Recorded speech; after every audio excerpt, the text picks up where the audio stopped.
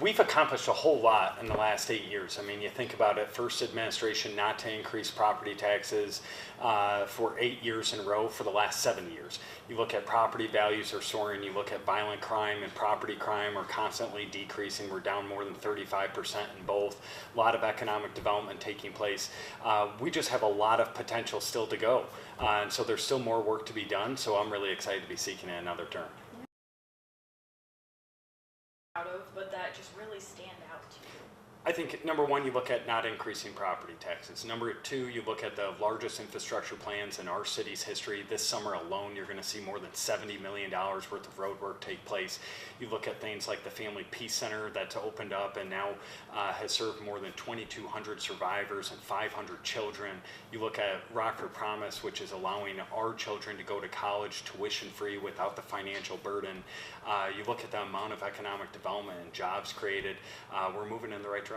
One of the things that we've done incredibly well is we're active and engaged. There's very few events, very few organizations that I don't speak to on a regular basis. And I think the good news for us is we are touching on a lot of those issues. We know that public safety is the number one priority. We've made it such. We've increased our police department budget by 59%. We've seen a 38% reduction in violent crime, a 35% reduction in property crime. You look at infrastructure, long overdue roads like Auburn Street and 11th Street will be reconstructed this year. You look at economic development, we've long wanted a casino. We were able to help land that casino here, now having 1,000 jobs in our community. You look at the work that PCI is doing, expanding hundreds of thousands of square feet, hundreds of employees, Collins Aerospace, Ingersoll, all expanding their existing operations, and so many new businesses coming in. One thing that we got to continue to do is we got to make sure that public safety remains a top priority. We're down 35% in property crime, 38% in violent crime, but we know it's not enough. We got to continue to put the pedal to the metal and make sure that this is a place that everyone, regardless of what zip code, regardless of where your children go to school, that you're safe.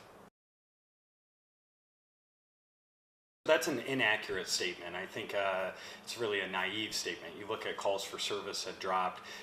That's not because there's not as many officers out there.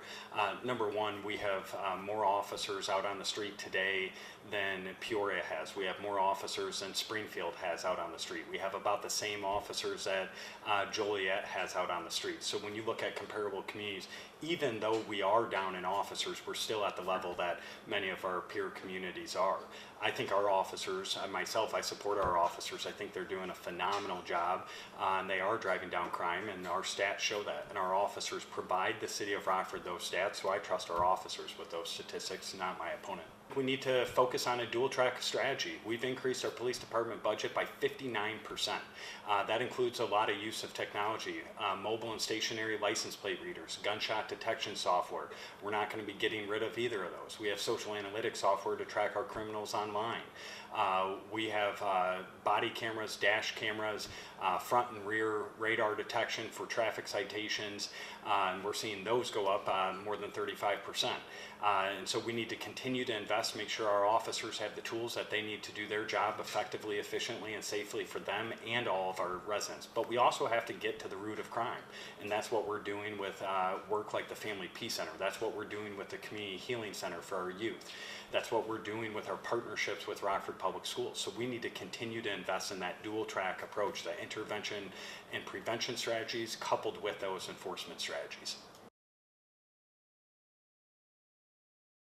So number one, we have a school board that's separately elected, as he should note, or know. We also have done a lot when you look at the city of Rockford. Number one, you look at the Rockford Promise. 400 of our children now are on NIU's campus tuition free. We've expanded that program to include public and private schools. If you look at just public school students, since we invested in this program, we've seen a 6% increase in individuals who go to Rockford Public Schools earning a 3.0 GPA. Then you also look at education from the standpoint of GED and high school diplomas. We're partnered with the Excel Center with Goodwill of Northern Illinois that we will be educating people who did not graduate high school to get a state accredited high school diploma through Goodwill. Then you also have to understand that if someone may not want to go off to college, they may want to start working with their hands. So we created a concrete workforce development program that we're taking taking at-risk young adults, training them in the art of concrete work, and they're having amazing careers with our phenomenal building trades. At the end of my conversation with your opponent, he said that he would like to do a debate with you or a town hall. Is that something you would be interested in doing? Yeah, I think we already have an event scheduled with the League of Women Voters. I want to say it's March 18th or March 20th. I'm at every single event. Would love to start seeing them. Haven't seen them in the last 8 years I've been mayor, so would love to see them out and getting engaged and talking to voters. It'd be wonderful to see. Why should they re-elect you? So I love this community, always have, born and raised here, come from a family of service. I think we've made tremendous strides together, and we've done it by including everyone's voice. We've increased the number of women on boards and commissions by over 100%, number of minorities on those commissions by 125%. We have shown that when everyone has a voice and everyone feels welcome and belonged here in our city, we can make tremendous progress. We can decrease crime as we have over the last 8 years. We cut the homicides from 2024 to 2020 by more than 50%. We can see tremendous economic development. Like we've waited, 30 years for a casino. We now have that. We've waited for 40 years for a train, and it's going to come in 2027.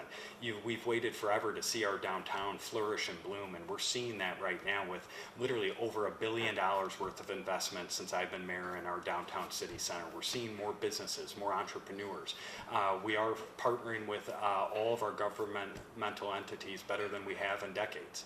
So I'm really excited. I would certainly love the opportunity to continue to serve my hometown.